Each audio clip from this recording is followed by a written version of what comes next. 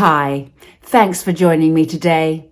Would you like to know the one thing that is often missed out in a step family, but is really important?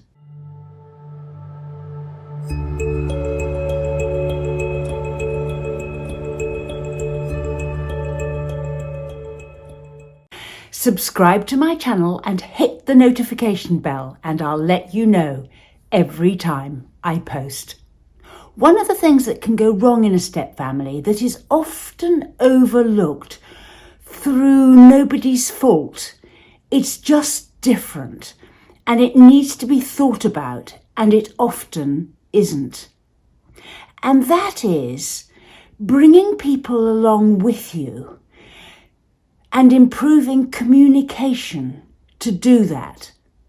Because as a stepchild, you are in this step family, and unless the parents and the step parent keeps you informed about what's going on, what the plans are, what everybody's doing, what's expected of them, then all of that can be lost. And it's very easy to assume that children should know what the plans are or what's happening, or it's going to be roughly more of the same, so there isn't any need to communicate, or you're wanting certain things to be done a certain way. You've said it once, but you haven't gone back over it, and it's still not happening the way you want it to happen. And then there comes a kind of misunderstanding and blame, and people aren't doing things right, and nothing is addressed. And it's just worth thinking about inside a step family as a step parent. Communication to everybody that needs to know what's going on. And by that I mean, for example, at the beginning of term time holidays, sit down with the stepchild or children with the diary and say what's planned for the next few weeks. Then they can add into that. There may be things that they want to do that they can then say, which then won't annoy you so much because it won't come as a surprise. And likewise, they won't be so annoyed about having to do things that perhaps they don't want to do because they know about it in advance. All of this kind of thing can save a lot of sort of just total misunderstanding, but it goes worse than that in a step family. It's almost like Bill's dislike of each other, instead of being able to communicate and understand what's going to be happening.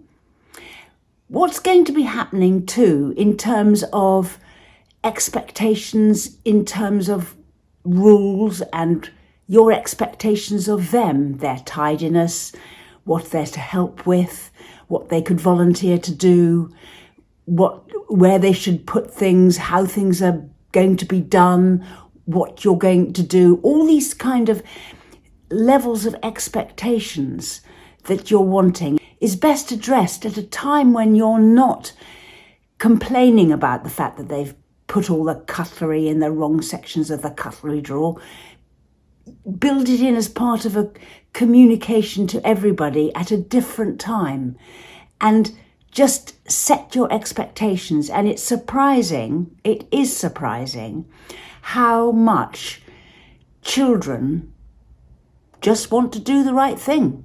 They want to help and they want to get it right. And so often it's because they don't know how, and they need educating, and not that they are lazy or untidy, just that they don't know that matters to you.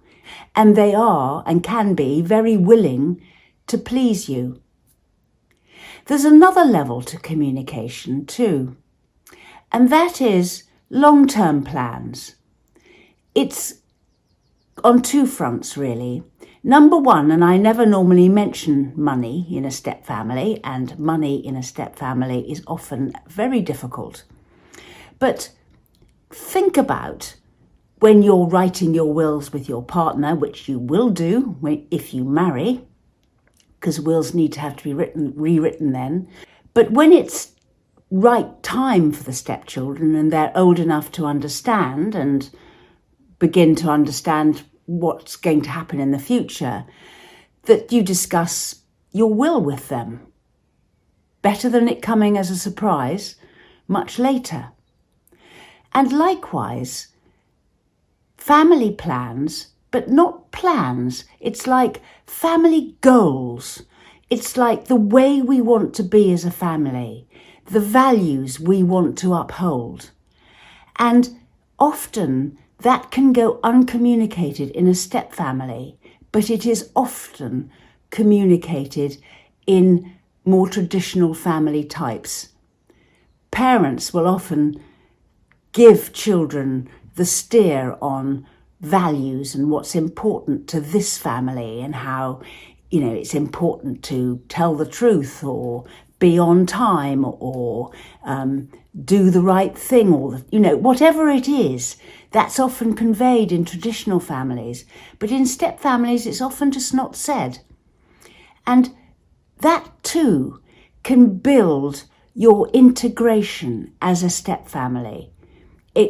People like to belong to something that's worth belonging to.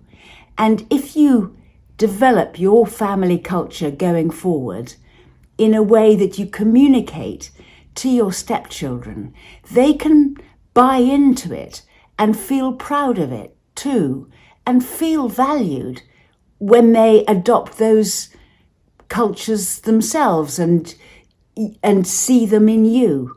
And it's a kind of bonding thing that can happen that is often missed off in a step family. Think about it. Communication doesn't happen automatically. Communication needs to take place because somebody communicates. Make sure that you don't forget that communication element in your step family.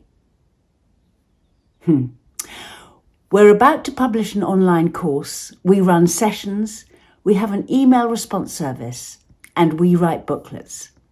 Look at the description box below for links to our social media and website.